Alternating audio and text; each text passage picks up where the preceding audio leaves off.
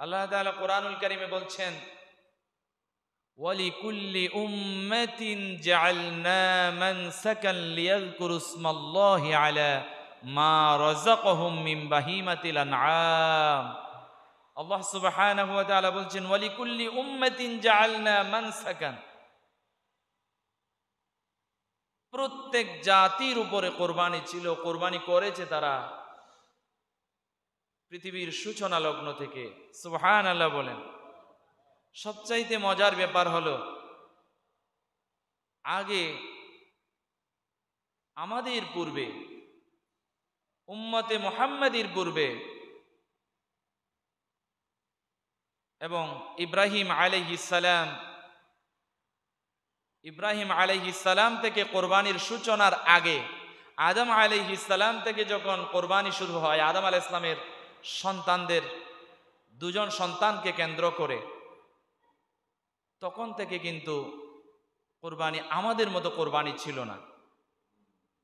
আমাদের কোরবানির পশু জবে করার পর কোরবানির গোশত, ভেড়া বলেন, দুম্বা বলেন, ছাগল বলেন, উট বলেন, গরু বলেন, মহিষ বলেন, এগুলোর গোশত আমরা নিজেরা খাই। আল্লাহ সুবহানাহু ওয়া তাআলা এগুলো আমাদের জন্য রিজিক বানিয়ে দিয়েছেন। সুবহানাল্লাহ। কিন্তু এর পূর্বে, ইব্রাহিম আলাইহিস সালামের পূর্বে,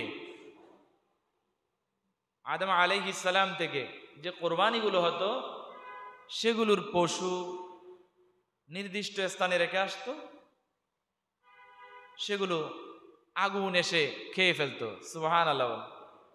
বিকুরবানিন তাকুলুহুন নার, কোরআনুল কারীমে আসছে, বিকুরবানিন তাকুলুহুন নার, তদানীন্তন সময়ের কোরবানি আগুন এসে পুড়িয়ে জ্বালিয়ে ভস্ম করে নিয়ে যেত।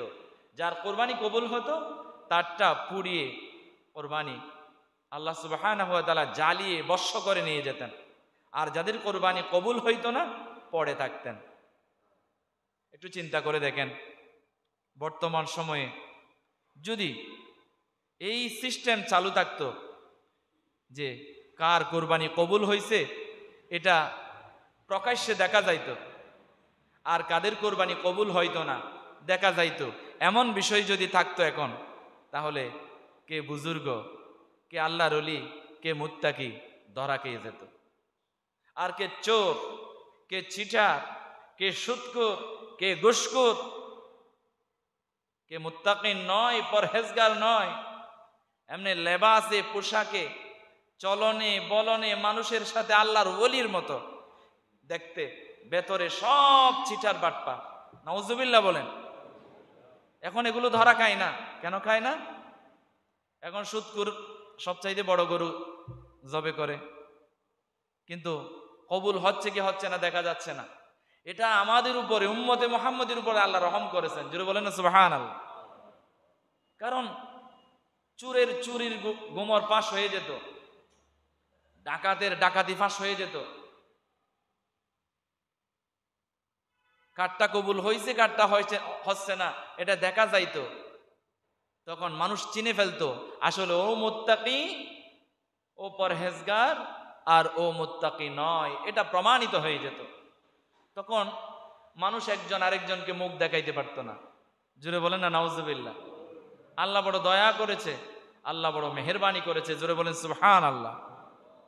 প্রিয় হাজরিন, আমরা কোরবানির সূচনা কোথা থেকে হয়েছে একটু শুনি। পৃথিবীতে যখন আল্লাহ সুবহানাহু ওয়া তাআলা জান্নাত থেকে আদম আলাইহিস সালাম এবং হাওয়া আলাইহাস সালামকে পৃথিবীতে ছেড়ে দিলেন, দুইজনকে দুই জায়গায় ফেলে দিলেন।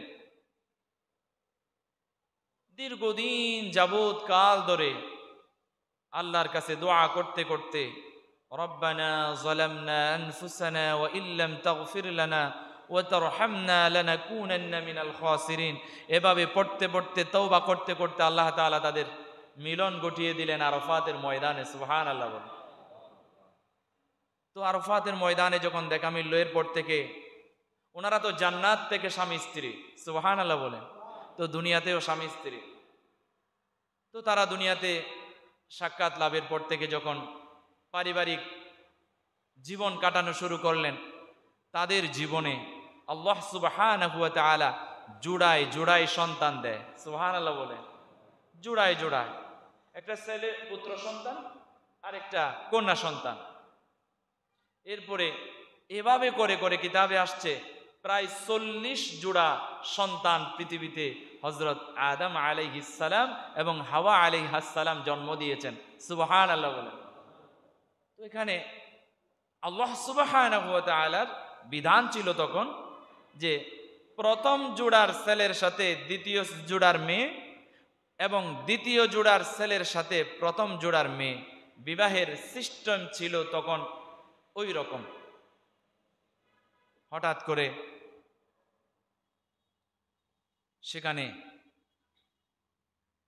একটা ব্যতিক্রম হয়ে গেল। প্রথম জোড়ার ছেলে সন্তান দ্বিতীয় জোড়ার মেয়ে সন্তানের সাথে বিবাহ হবে। দুই জোড়ার মধ্যে এসে ব্যতিক্রম শুরু হয়ে গেল। এখানে প্রথম জোড়ার ছেলে সন্তান হচ্ছে হাবিল আর দ্বিতীয় জোড়ার ছেলে সন্তান হচ্ছে কাবিল। এখন হাবিল আল্লাহর বিধান মেনে নেয়, কিন্তু কাবিল আল্লাহর বিধান মানতে চায় না, বলে যে আমার জোড়ার সাথে আমার সাথে যে বোনটি হয়েছে এই বোনকেই আমি বিয়ে করব। নাউজুবিল্লাহ বলেন। বিধান হচ্ছে কাবিল যেহেতু দ্বিতীয় জোড়ার ছেলে সন্তান, ওই সন্তানকে বিয়ে করতে হবে প্রথম জোড়ার কন্যাকে। এখন সে চায় ব্যতিক্রম, তার সাথে যে সহোদর বোন যেটা যেটা তার সাথেই হয়েছে জোড়া জোড়ায়, ওই বোনটিকেই সে বিয়ে করতে চায়। তো আল্লাহ সুবহানাহু, আমি সংক্ষেপে বলছি, লম্বা ঘটনা। আল্লাহ সুবহানাহু ওয়া তাআলার পক্ষ থেকে ফায়সালা আসলো যে এই দুইজন সন্তানকে কোরবানি দিতে হবে। যার কোরবানি আল্লাহ কবুল করবে সে কাবিলের বোনকে বিয়ে করবে। সুবহানাল্লাহ বলে। বড় ভাই হাবিল কিন্তু মেনে নিচ্ছে আল্লাহর বিধান, কাবিল মানতে চায় না। এখন আল্লাহর বিধান যখন আসছে, হযরত আদম আলাইহিস সালাম বলছেন তোমরা দুজন মিলে কোরবানি দাও। দুজনেই মেনে নিল, কোরবানি দিলে যার কোরবানি আল্লাহ কবুল করবে সেই কাবিলের বোনকে বিয়ে করবে। এখন হাবিল তার অনেকগুলো মেষ ধরেন, দুম্বা, ভেড়া, উনি তখন এগুলো চড়াতেন, ওগুলো তো তিনার ব্যবসা ছিল। আর কাবিলের ছিল কৃষিক্ষেত্র, গম, জব, অমুক, ভুট্টা, যা যা ছিল তা। এখন হাবিল কি করলো, তার ওই যে ভেড়া বা দুম্বা থেকে সবচাইতে উৎকৃষ্ট উত্তম একটা ভালো একটা পশু নিয়ে গিয়ে একটা নির্দিষ্ট জায়গায় রেখে দিয়ে আসলেন কোরবানির উদ্দেশ্যে। সুবহানাল্লাহ বলেন। কারণ সে তিনি চিন্তা করলো আমি আল্লাহকে দেব কোরবানি, আল্লাহর জন্য যেটা দেব সেটা উৎকৃষ্ট ভালো জিনিস দিতে হবে। সেখানে সবচেয়ে উত্তম পশু যেটা, সেটা আল্লাহর জন্য কোরবানি করে আসলেন।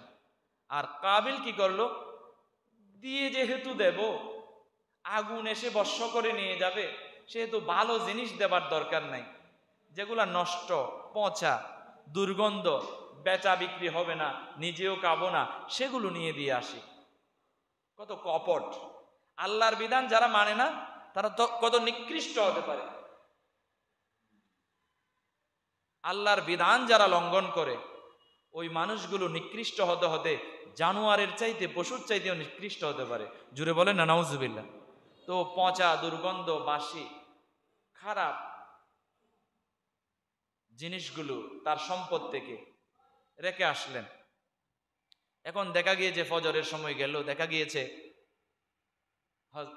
হাবিলের পশুটা কোরবানি হয়ে গেছে, আগুন এসে বর্ষ করে দিয়ে জ্বালিয়ে নিয়ে গেছে। জোরে বলেন না সুবহানাল্লাহ।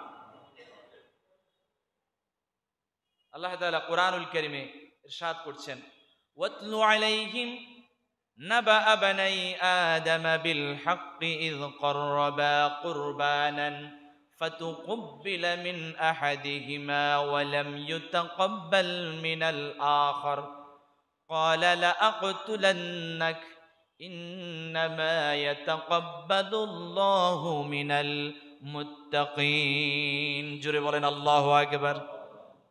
আল্লাহ তাআলা কোরআনুল কারীমে আদম আলাইহিস সালামের দুই সন্তানের আলোচনাগুলো কোরআনুল কারীমে কোট করে দিয়েছেন জাতির শিক্ষার উদ্দেশ্যে। তারা কোরবানি দিয়েছেন, একজনের কোরবানি কবুল হয়েছে, যার কোরবানি কবুল হয়েছে তিনি ছিলেন মুত্তাকি। জোরে বলেন আল্লাহু আকবার। ইন্নামা ইয়াতাকাব্বালুল্লাহু মিনাল মুত্তাকিন, যার কোরবানি কবুল হয়েছে সে কে? মুত্তাকি, আল্লাহকে ভয় করে। তাহলে আমরা এই আয়াত থেকে বুঝতে পারি এখনো যারা মুত্তাকি, আল্লাহকে যারা ভয় করে, আজান হয়ে গেলে মসজিদে যায়, সুদ খায় না, ঘুষ খায় না, চুরি করে না, ডাকাতি করে না, পরের হক নষ্ট করে না, ইয়েতিমের সম্পদ ধ্বংস করে দেয় না, ইয়েতিমের সম্পদ মেরে খায় না, এবং সমাজের ভালো মানুষ, পরহেজগার মানুষ, তাকওয়াবান মানুষগুলোর কুরবানি কে কবুল করবেন? আল্লাহ কবুল করবেন। এমনি আপনার হারাম উপার্জনের টাকা দিয়ে লোক দেখানো, লৌকিকতা, শো আপ করতে পারবেন, এ কোরবানি কবুল হবে না, গুস্ত খাওয়া হবে। যেটা বলেন না, নাউজুবিল্লাহ। তো প্রিয় হাজিরিন, কাবিল শুরু করে দিল, আমি তোমাকে হত্যা করব।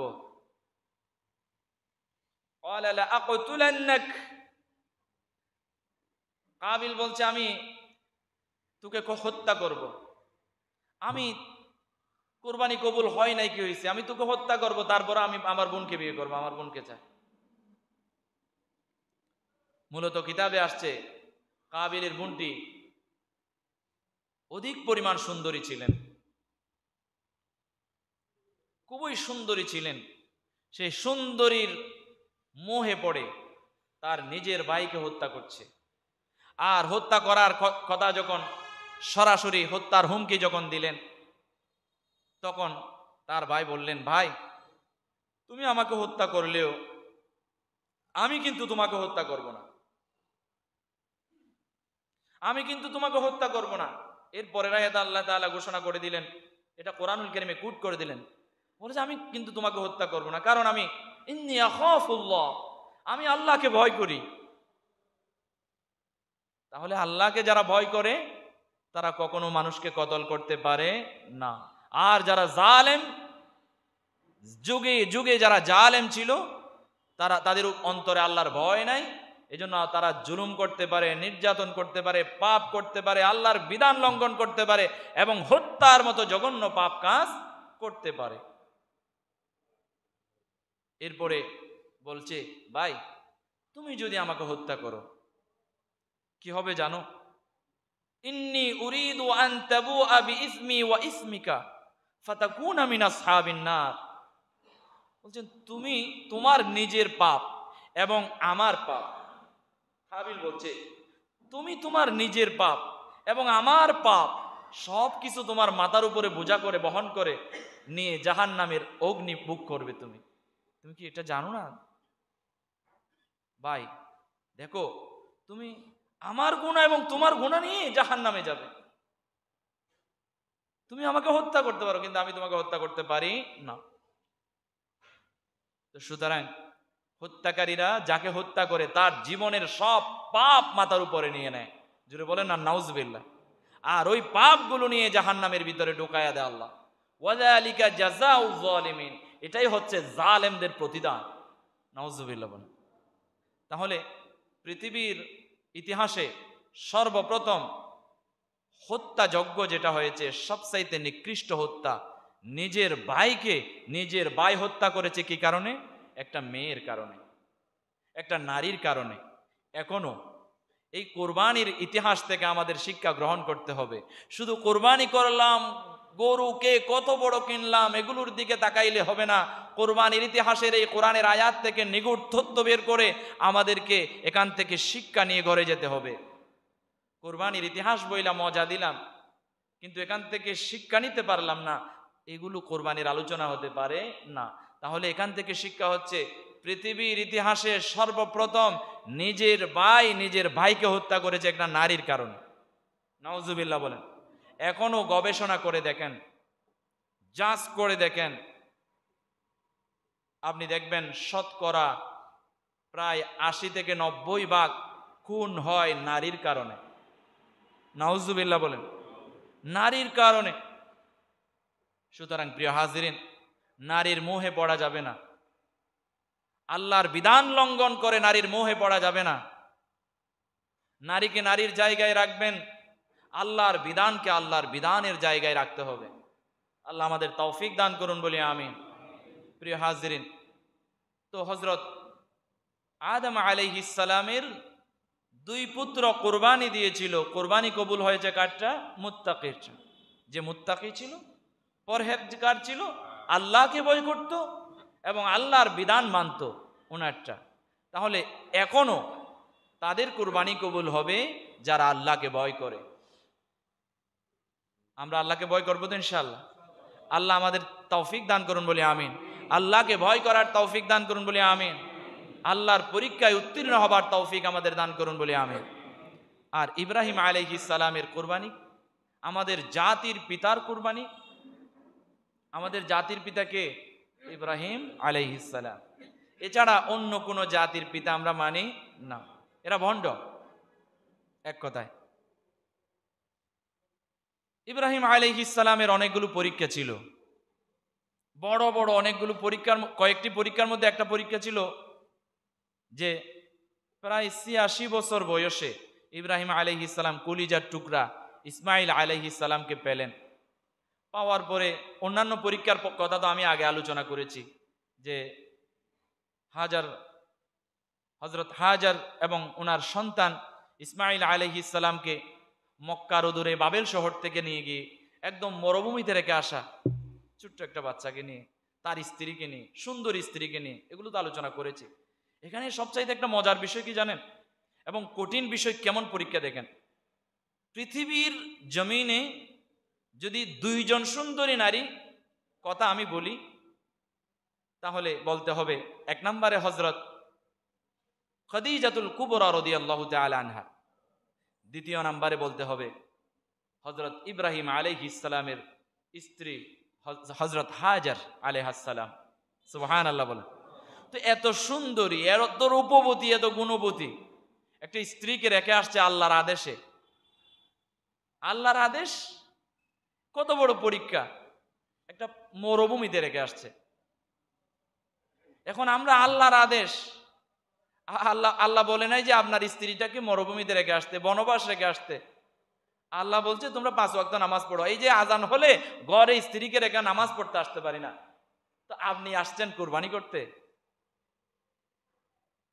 আপনি আসছেন কুরবানি করতে, গরু জবাই করতে। কুরবানি আল্লাহ কবুল করবে? আপনার ভিতরে তো আল্লাহর ভয়ই নাই, আজান হলে মসজিদে আসতে পারেন না। স্ত্রী, পুত্র, ছেলে মেয়ের মহাব্বতে আপনি ঘর ছাড়তে পারেন না আল্লাহর আজান শোনার পরে, আপনি তো মুত্তাকি না। তাহলে আপনার কুরবানি কেমনে কবুল হবে? অথচ হযরত ইব্রাহিম আলাইহিস সালাম তার এত সুন্দরী স্ত্রী এবং ৮৬ বছর বয়সে পাওয়া একটা সন্তান, কলিজার টুকরা, চাঁদের টুকরার মতো সন্তান রেখে আসছে। শুধু তাই নয়, তাহলে কোরবানির ইতিহাসের দিকে যায়। ইসমাইল আলাইহিস সালামের, ইসমাইল আলাইহিস সালাম যখন 14 বছরে উপনীত হলো, কয় বছর? কিতাবে আসছে 14 বছর, কম বেশি হতে পারে, তবে আমি 14 বছরটা পেয়েছি।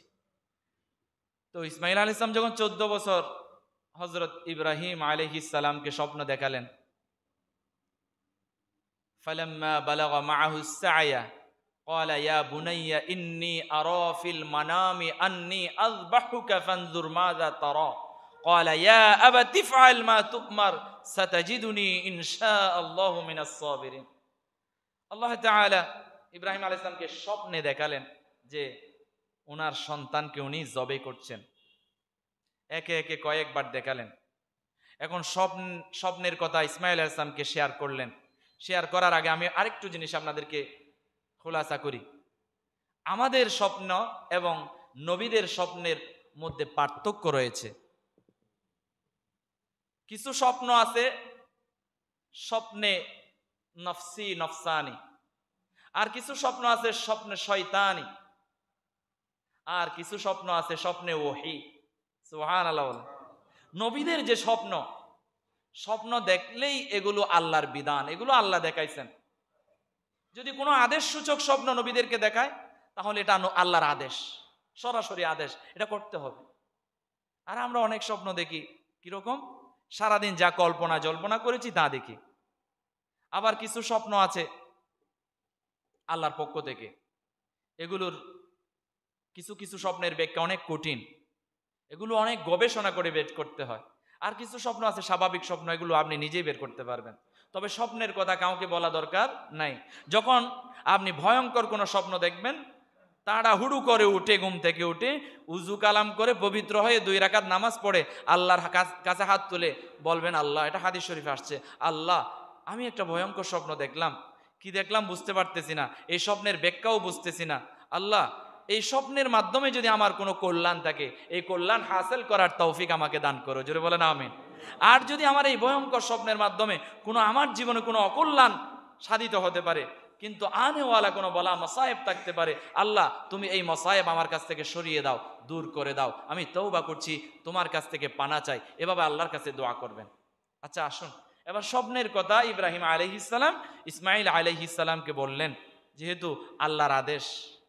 আর ইব্রাহিম আলাইহিস সালাম বললেন তার নিজের সন্তানকে, এই সন্তানটাকে হাজার আলাইহাস সালাম এমন ভাবে গঠন করেছেন যেন বাবার কথা শুনে, বাবার কথা মানে, বাবার অবাধ্য না হয়। সুবহানাল্লাহ বল।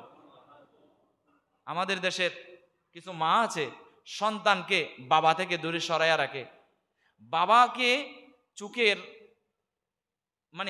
চোখের সামনে বাবাকে একটা ডাকাত বানায় রাখে, চোর বানায় রাখে, বাবা খারাপ।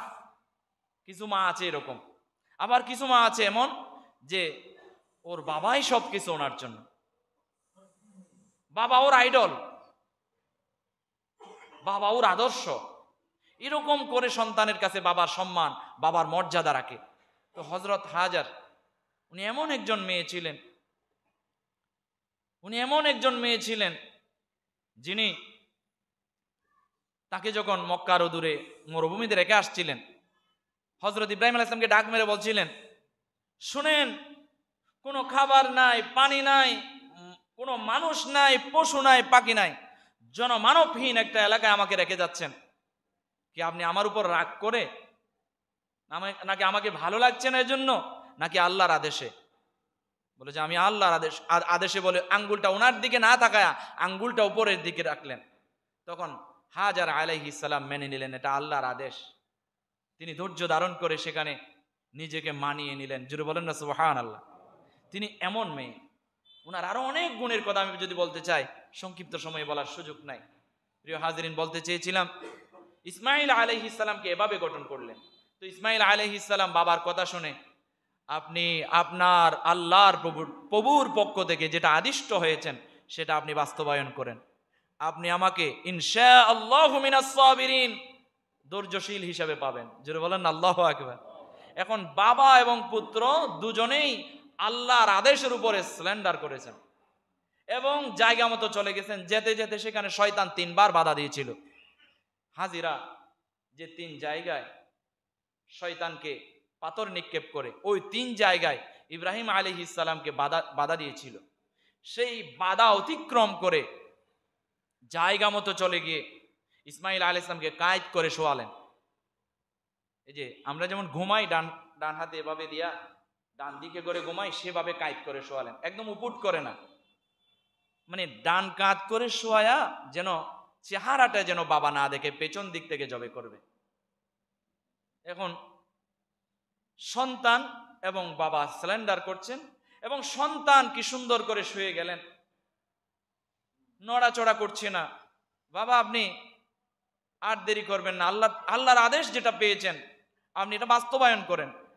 এমনকি হযরত ইব্রাহিম আলাইহিস সালাম তরবারি নিয়ে ইসমাইল আলাইহিস সালামের গলায় যেই না বসায়া ছুরি চালাচ্ছে, ইসমাইল আলাইহিস সালামের গলায় ছুরি চালানো হয় না।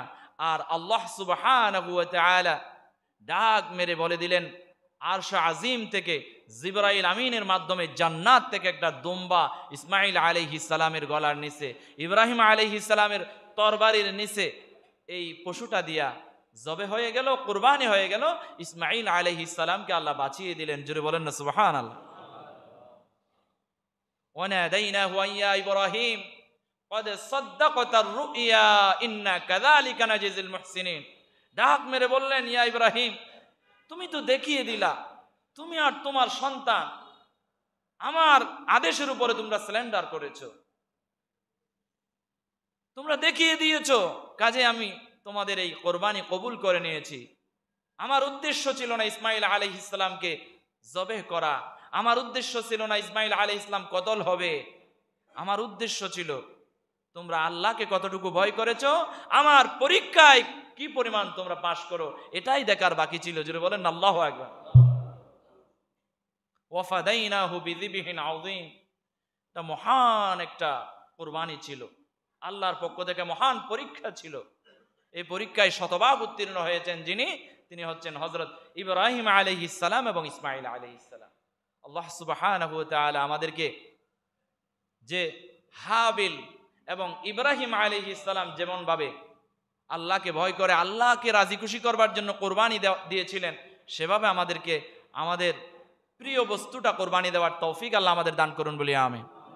প্রিয় হাজিরিন, যে কেহ যদি নিজে গরু, ছাগল অথবা মহেশ, ওট নিজে লালন পালন করে যদি কোরবানি করে, এটা সবচাইতে উত্তম। এখন সময় যেহেতু সংক্ষিপ্ত, আমি এদিকে যাচ্ছি না, আগামী জুমায় আরো আলোচনা আছে। তবে আমি কিছু মাসালা মাসাইল আপনাদেরকে বলে দিই, ইতিহাসের দিকে গেলে অনেক লম্বা আলোচনা। প্রিয় হাজিরিন, আমাদের কোরবানি আগে কাদের উপর ওয়াজিব এটা একটু আমরা জেনে নিই। সেটা হচ্ছে যাকাতের নেসাব পরিমাণ সম্পদ যাদের উপরে থাকবে তাদের কোরবানি ওয়াজিব হবে।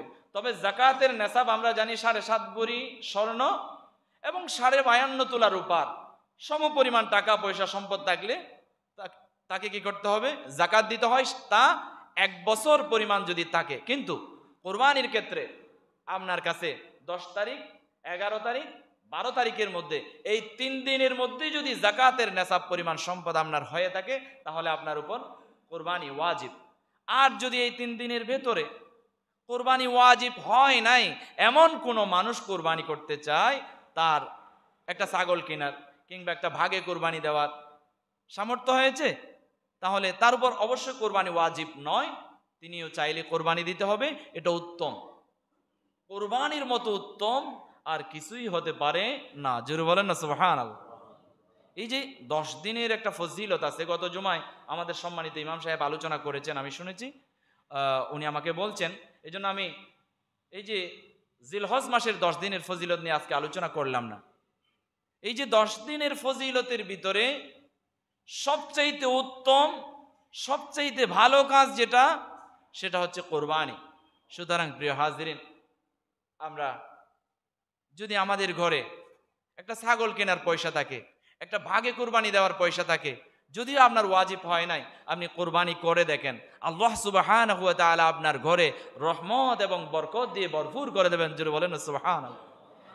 প্রিয় হাজিরিন, এই সপ্তাহে যেহেতু আপনারা অনেকেই গরু ছাগল কিনবেন, এক্ষেত্রে আমাদের জানার বিষয় হচ্ছে 7 ধরনের পশু কোরবানি আল্লাহর দরবারে জায়েজ হবে না। আমরা এই 4 ধরনের পশুগুলো চিনে নেই। একটা হচ্ছে অন্ধ পশু, 2 নাম্বার হচ্ছে রোগাক্রান্ত পশু, 3 নাম্বার হচ্ছে পঙ্গু, এরপরে 4 নাম্বার হচ্ছে আহত। এই 4 প্রকারের কোনো পশু দিয়ে কোরবানি জায়েজ নেই। এরপরে পশুর বয়স কত হবে? যদি উট হয় 5 বছর, আর যদি গরু হয়, গরু বা মহেশ হয় 2 বছর, আর যদি ছাগল হয় 1 বছর। এই যে ছাগলের ক্ষেত্রে ধরেন 1 বছর পূর্ণ হয় নাই, কিন্তু দেখতে কি হয়েছে, 1 বছর পূর্ণ হওয়ার চাইতেও বেশি মনে হচ্ছে, তাহলে ওই ছাগলগুলো দিয়েও কোরবানি হবে। তবে বয়সের ক্ষেত্রটা বুঝে নেবেন, ছাগল 1 বছর, গরু মহেশ 2 বছর, উট হলে 5 বছর। এরপরে প্রিয় হাজিরিন, আরেকটা বিষয় হচ্ছে কোরবানির গোশত বন্টন। কোরবানির গোশত সবগুলো যদি আপনি আপনার পরিবারে রেখে দিয়ে খেতে চান তাও পারবেন, সারা বছর খেতে চান তাও পারবেন, কোনো সমস্যা নেই। তবে উত্তম হচ্ছে 3 ভাগে বন্টন করা, নিজের জন্য, প্রতিবেশীর জন্য, আত্মীয় স্বজনের জন্য। তো প্রতিবেশীর জন্য সেখানেও গরিব মিসকিন অসহায় ফকির সবাই থাকলো, আর নিজের জন্য সেখানে নিজের পরিবার, নিজের ভাইয়ের পরিবার সবাই আছে, এবং বোন ফুফি খালা ইত্যাদির জন্য তৃতীয় নাম্বার। আর যদি আপনি কেউ চান যে এক বরাত কোরবানি করছেন, এক ভাগ, আপনার পরিবারে অনেক লোকজন আছে, আপনি কাউকে দিতে চাচ্ছেন না, কোনো সমস্যা নেই, আপনারা পরিবারের সবাই মিলে খাবেন। উদ্দেশ্য হচ্ছে কোরবানি করা, কোরবানি কারো নামে নয়, পক্ষ থেকে। তাহলে কি থেকে? পক্ষ থেকে। আজকে যেহেতু বৃষ্টির দিন আমরা আসতেও দেরি করে আসছি, 5-10 মিনিট দেরি হলে কোনো সমস্যা নাই তো ইনশাআল্লাহ? নাই। প্রিয় হাজিরিন, তাহলে বন্টনের দিকটা আপনারা লক্ষ্য রাখবেন। যারা একটা গরু দেন, 2-3টা ভাগ দেন, এক্ষেত্রে আপনারা চাইবেন প্রতিবেশী এবং আত্মীয় স্বজনের কাছে বেশি বেশি বন্টন করার। এ বিষয়ে আরো আলোচনা হবে ইনশাআল্লাহ সামনের জন্য। আরেকটা বিষয় হচ্ছে গোশত রাখার সময়সীমা। গোশত রাখার সময়সীমা আপনি যতদিন ফ্রিজিং করে ভালো রাখতে পারবেন ততদিন আপনি রেখে খাইতে পারবেন, কোনো সমস্যা নাই। তবে না রাখা ভালো। আল্লাহ রাসূল সাল্লাল্লাহু আলাইহি ওয়াসাল্লাম 3 দিনের বেশি কোরবানির গোশত রাখতেন না। তাহলে আমাদের উচিত 3 দিনের বেশি না রেখে এগুলো নিজেরাও 3 দিন খেয়ে এরপরে যা থাকবে তা সবগুলো ফকির মিসকিন অসহায় আত্মীয় স্বজন প্রতিবেশী সবাইকে দিয়ে দেওয়া। এরপরে গরুর চামড়া দরিদ্রদের মাঝে আমরা বন্টন করে দেব, অসহায় ফকির মিসকিনদের মাঝে। বিশেষ করে এতিমখানা যেখানে আছে, মাদ্রাসা যেখানে আছে, এতিম ফান্ডে আমরা দিয়ে দেবো ইনশাআল্লাহ। এরপরে বাগে কোরবানির নিয়মের মধ্যে আপনি একটা গরুর মধ্যে 7 ভাগ করা যায়। তবে উত্তম হলো আল্লাহ রাসূল সাল্লাল্লাহু আলাইহি ওয়াসাল্লাম দিতেন, কোরবানি করতেন 2টা ভালো একটা খাসি ছাগল নিতেন।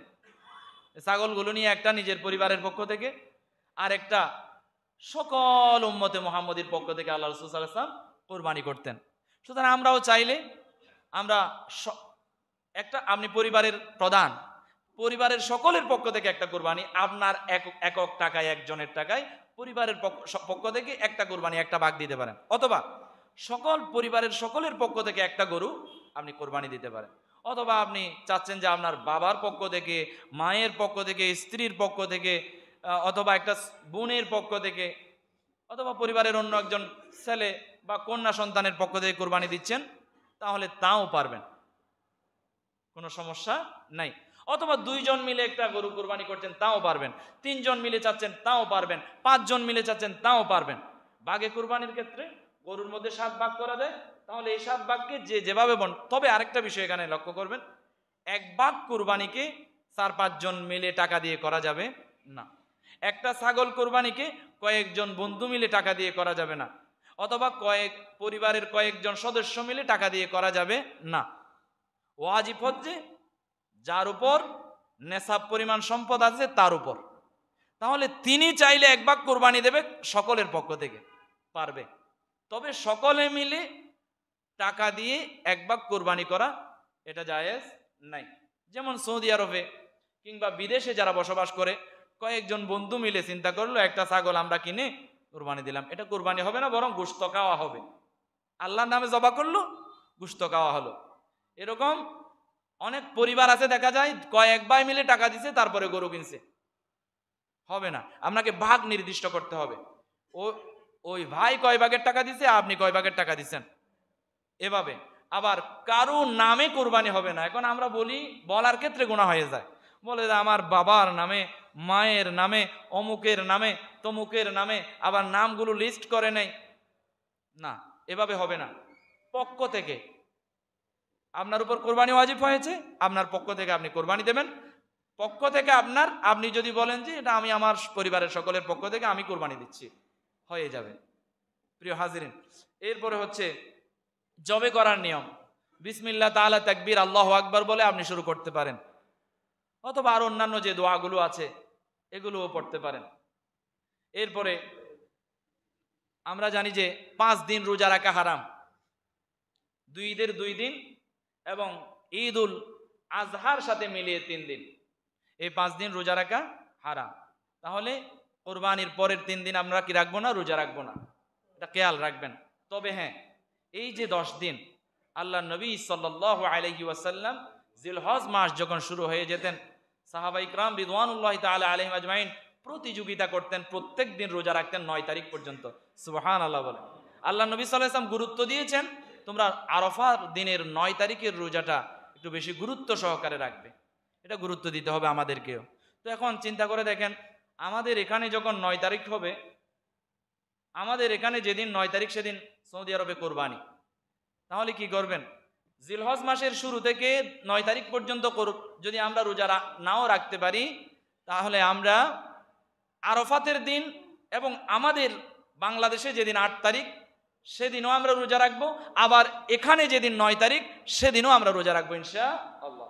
আল্লাহ সুবহানাহু ওয়া তাআলা আমাদেরকে কোরবানির বিভিন্ন দিক নিয়ে গবেষণা করে, আলোচনা করে, বোঝাপড়া করে আমাদের কোরবানিটা যেন কবুল হয় আল্লাহর দরবারে, এভাবে আমাদেরকে কোরবানি দেওয়ার তৌফিক আল্লাহ দান করুন বলি আমিন।